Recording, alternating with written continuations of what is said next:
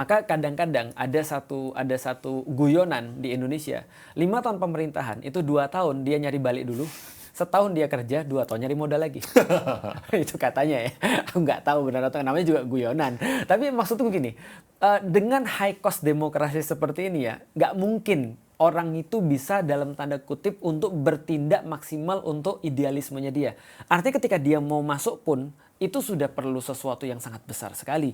Nah artinya ketika dia mau masuk pun sudah ada beban, dia harus menuhin beban itu dong sebenarnya.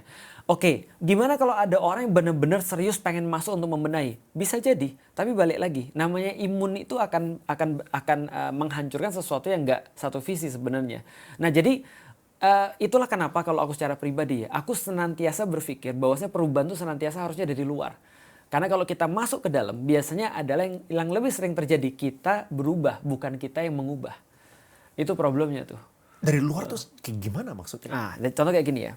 Ini contoh.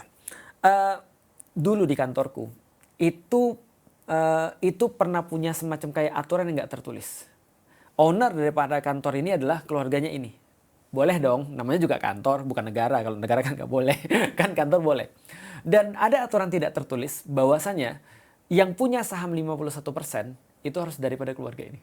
Berarti sehebat apapun aku bekerja di dalamnya, aku nggak akan bisa untuk dapat saham lebih daripada 49% atau 48%. Artinya aku nggak bisa ngubah ini. Secara sistemik. Yang bisa aku rubah ujung-ujungnya adalah cuma apa? Teknis. Cosmetics. Visual. Gitu kan? Itu yang bisa aku ubah. Tapi sebenarnya aku nggak bisa ubah intinya daripada di situ.